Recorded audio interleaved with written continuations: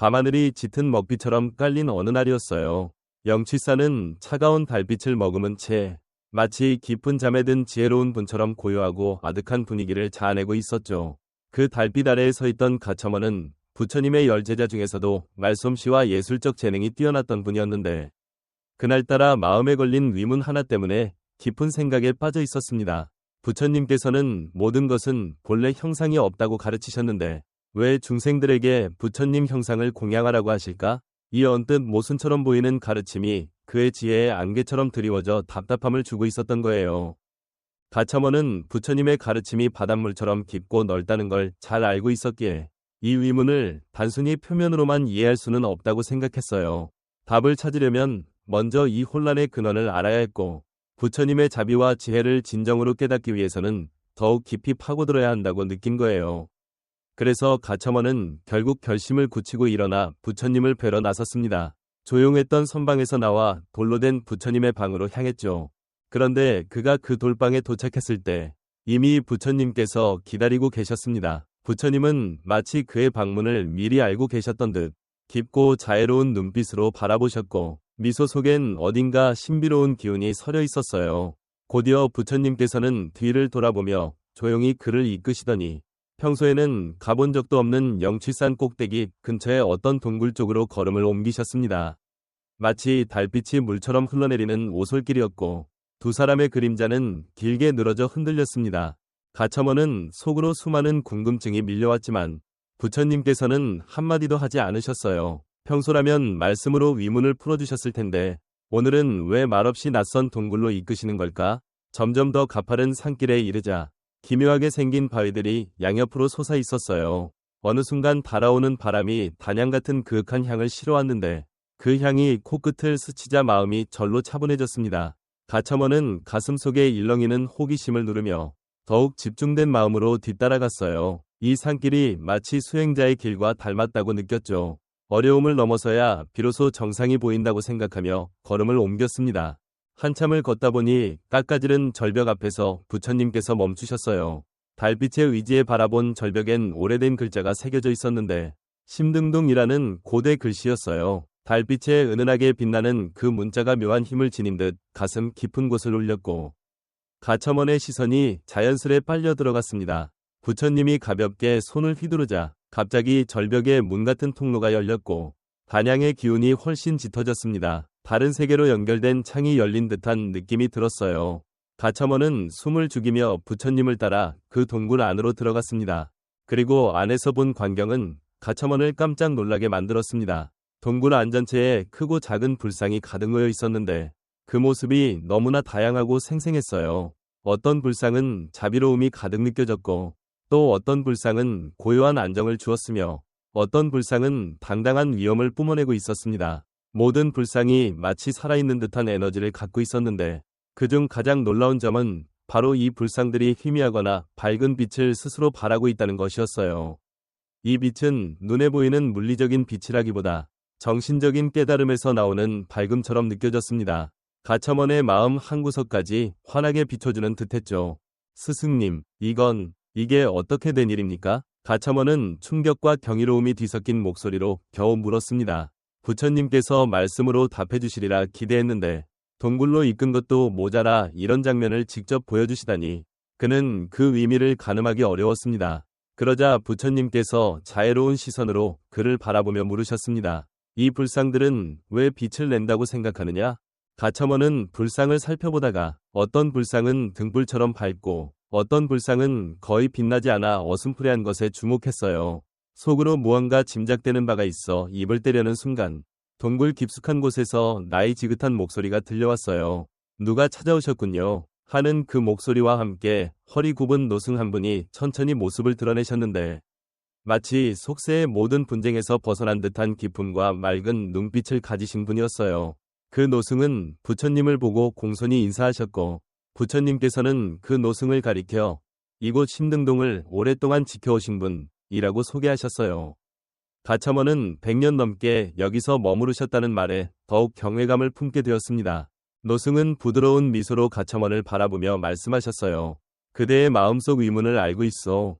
여기 있는 불상들은 저마다의 사연을 지니고 있지요. 그러더니 거의 빛이 나지 않는 불상 앞으로 천천히 다가가셨습니다. 이 불상은 한 큰 부자가 상당한 재산을 들여 황금으로 화려하게 만들어 바친 것이오. 그러나 그는 이 불상을 진심으로 예배하지 않았고 부와 명예를 뽐내고자 했을 뿐이오. 그에게 중요한 것은 진정한 평화가 아니라 세상의 영광이었지요. 그리고 곧 이어 등잔불처럼 밝은 빛을 내는 다른 불상 앞으로 걸어가셨습니다. 이 불상은 가난한 일꾼이 10년 동안 모은 전부를 털어 조각해 바친 것이오. 그는 날마다 맑은 물 한 그릇으로 공양하면서 단 하루도 빠지지 않았고 간절한 마음과 믿음을 이 불상에 담았지요.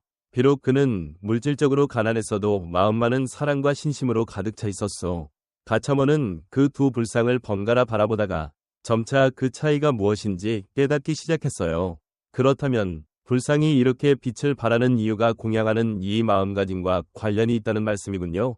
노승은 묘한 미소를 지으며 직접적인 대답 대신 동굴안 더 깊숙한 곳으로 걸어 들어가셨습니다. 거기에는 거울처럼 반들반들한 돌벽이 있었는데 그 표면이 마치 무언가를 비추고 있는 것처럼 보였어요. 노승은 가처먼에게 고개를 돌려 말씀하셨습니다. 이 불상들이 왜 빛나고 왜 불상을 공양해야 하는지 알고 싶다면 이 마음의 거울을 함께 봅시다. 가처먼이 그 매끄러운 돌벽 앞으로 다가섰을 때 갑자기 머리가 아찔해지면서 돌벽 위에 수많은 영상이 쏟아져 나오는 듯했어요. 마치 모든 중생의 마음을 들여다볼 수 있는 창이 열린 느낌이었죠. 거기엔 사람들이 웃고 울고 사랑하고 미워하며 희망하거나 두려워하는 모습이 계속 펼쳐졌습니다. 어떤 어머니는 병든 아이를 안고 불상 앞에서 간절히 기도하고 어떤 상인은 벌어들인 첫 수익을 불전에 바치며 감사와 기원을 드렸죠. 또 어떤 노인은 매일 불상을 닦아주며 세상을 떠난 아내를 그리워했습니다. 불상이 그에게는 돌아가신 아내와 마음을 이어주는 다리가 되었던 거예요. 화면 속 사람들은 저마다 불상 앞에서 기도하고 고백하고 참회하며 불상은 묵묵히 그들의 기쁨과 슬픔을 받아주고 있었습니다. 불상은 그들에게 위안과 희망을 주는 존재였고 불법, 부처님의 가르침, 과 연결해주는 통로였어요. 그 모습들을 지켜보면서 가처먼의 마음도 점점 깊어졌습니다. 노승의 목소리가 멀리서 들려오는 듯했어요. 무엇을 보았소? 가처먼은 한참 동안 숨죽인 듯이 영상들을 바라보다 대답했습니다. 중생의 고통과 바람, 그리고 그 속에 숨어있는 선과 악을 보았습니다. 그러자 노승이 다시 말했어요. 다시 한번 보시오. 이번엔 사람들의 마음에서 나오는 빛이 불상에 반사되어 퍼지고 있다는 걸 알아차릴 수 있었습니다. 빛은 곧 신심의 빛이었고 자비의 빛이었으며 또한 깨달음의 빛이었습니다. 가처먼은 마치 번개처럼 마음이 환히 트이는 것을 느꼈습니다. 부처님 형상 자체가 특별한 힘을 지닌 것이 아니라 그것을 공양하고 바라보는 이들의 마음이 바로 불상을 빛나게 만들고 있다는 사실을 깨달은 거예요. 노승이 고개를 끄덕이며 말했습니다. 불상은 거울 같은 존재이요. 중생 각자의 본 마음을 그대로 비추어 줄 뿐. 불상을 공양한다는 것은 결국 자기 안에 이미 있는 불성을 공양하는 것이오. 즉, 자기 마음속 빛을 깨우는 일이지요. 그제야 부처님께서 부드럽게 말씀하셨어요. 네가 본 것처럼 불상이 얼마나 빛나느냐는 결국 공양하는 이 마음이 얼마나 순수하고 맑은지에 달려있단다. 마음이 진실하고 자비로우면 그만큼 밝게 빛나는 것이고 탐욕이나 악의가 있으면 어두워지는 법이지. 가처먼은 벅찬 감정의 목소리가 떨렸습니다. 그렇다면 불상의 참된 의미는 그 형상을 넘어 마음을 발견하게 하는 데 있다는 말씀이군요. 노승은 잠시 고요히 눈을 감았다가 또렷한 목소리로 말했습니다. 불상은 중생을 이끌기 위한 다리요.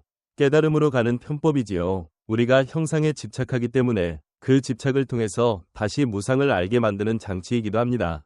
불상이라는 상징이 있어야 비로소 마음을 기댈 수 있고 그 공양 과정에서 자신 안의 불성을 만나는 것이오. 그리고는 오래전 이야기를 하나 들려주셨습니다. 인도에서 아난다라는 젊은이가 있었는데 그는 가난했지만 부처님의 가르침에 대한 열망이 대단했죠. 어느 날 절에서 많은 이들이 불상에 비싼 공양을 바치는 걸 보고 자신은 아무것도 해드릴 수 없다는 사실에 속이 상했습니다. 하지만 그가 매일 성심껏 절을 청소하고 경전을 정리하는 걸 본 어느 노승이 말했습니다. 불상 공양은 값비싼 예물이 아니라 진실한 마음이 중요하네. 꽃 한 송이, 물 한 그릇이라도 좋으니 최선을 다해 정성을 담아보게. 아난다는 그날부터 매일 힘들게 번 돈으로 꽃 한 송이씩을 사서 불상에 공양하고 간절한 마음으로 기도했어요. 그렇게 오랜 시간이 흐른 뒤 그는 꿈에서 부처님을 뵙게 되었습니다. 부처님은 그의 정성에 감동하여 직접 가르침을 내리셨고 마침내 아난다는 아라한의 경지에 올랐다고 해요. 이 이야기가 전하는 바는 곧 불상을 공양하는 진정한 의미는 우리 스스로 내면의 믿음과 존경을 키우는 데 있다는 것이죠.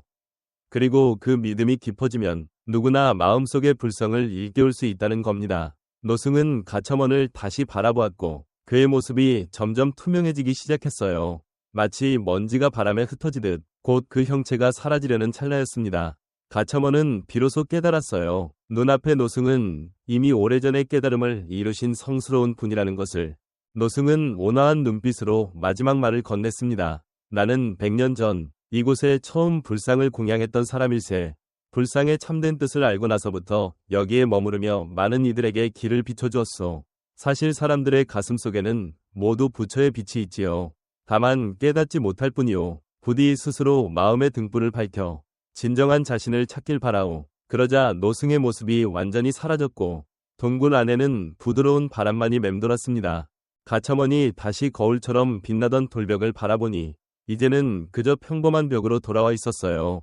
그 표면에 비친 자기 모습을 본 순간 가첨원은 깜짝 놀랐습니다. 자신의 얼굴이 마치 불상처럼 고요하고 자유롭게 보인 거예요. 사실 겉모습이 변한 것이 아니라 깨달음으로 인해 마음이 환해진 탓이었죠. 그때 부처님께서 말씀하셨어요. 이제 알겠느냐? 내가 말한 모든 법은 본래 형상이 없다는 것은 외형에 집착하지 말라는 뜻이고 불상을 공양하게 한 까닭은 형상에서 출발해 다시 형상을 뛰어넘게 하려는 가르침이란다. 상과 무상은 둘이 아니고 모두 중생을 깨우기 위한 하나의 방편일 뿐이니라. 가첨원은 두 손을 모아 합장했어요. 마음이 놀랍도록 맑고 투명해졌습니다. 이제 이해했습니다. 불상은 중생이 돌아갈 길을 밝히는 등불이자 본래 모습을 비추는 거울이며 또한 깨달음으로 나아가게 해주는 길잡이네요. 부처님께서는 흡족한 표정으로 고개를 끄덕이셨습니다. 이미 내 마음의 등이 밝아졌으니 앞으로도 부지런히 정진하며 많은 사람들에게 이 가르침을 전해주어라. 더 많은 이들이 괴로움을 놓고 빛을 찾을 수 있도록 말이다. 가첨원이 동굴 밖으로 나올 때쯤 뒤돌아보니 아까 들어왔던 동굴 입구 자체가 흔적도 없이 사라져 있었어요. 마치 환상이라도 본 듯 허허로운 절벽만 남아 있었습니다. 그렇지만 그는 분명히 알았습니다. 그 안의 불상들은 지금도 여전히 사람들의 마음을 지켜주고 있고 각자 속에서 부처를 발견할 때까지 기다려줄 것이라는 사실을요. 오랜 시간이 흐른 뒤 가첨원은 많은 사람들의 물음에 자주 심등동 이야기와 자신의 체험을 들려주곤 했어요. 여러분이 공양하는 것은 불상의 외형이 아니라 바로 여러분 자신의 깨어남입니다. 여러분이 밝히는 것은 향초가 아니라 스스로의 마음속 등불이에요. 불상은 그저 상징일 뿐이며 우리 모두가 지닌 무한한 자비와 지혜를 일깨워주는 귀한 표지입니다. 참된 공양은 오로지 진실된 마음에서 나오며 행동으로 부처님의 가르침을 실천하고 모든 중생에게 연민과 자비를 베푸는 데서 빛을 발하게 됩니다. 그는 가난한 이가 꽃 한 송이로도 부처님의 가피를 받았던 아난다의 일화를 자주 인용하며 진정한 신심은 물질에 많고 적음에 달려있지 않다는 점을 강조했습니다. 마음만큼은 누구나 부처님께 닿을 수 있고 누구나 깨달음에 이를 수 있기 때문이라고요. 많은 사람들이 그의 가르침으로 큰 위안을 얻고 깨달음의 길을 찾게 되었습니다. 그리고 심등동에 대한 이야기는 전설처럼 전해지며 꾸준히 사람들의 가슴을 흔들었어요. 믿음, 진심, 그리고 깨달음에 관한 그 이야기 덕에 한 세대 또 한 세대의 수행자들이 스스로 마음의 불빛을 찾고자 애쓰게 됐습니다. 그들은 모두 깨달았죠. 진정한 수행은 거창한 의식에 있지 않고 자신의 마음 등을 켜는 데 있다는 것을요. 마음의 불을 밝히면 내 인생뿐 아니라 다른 이들의 길까지 밝힐 수 있고 마침내 모든 중생을 광명의 언덕으로 안내할 수 있다는 사실을요.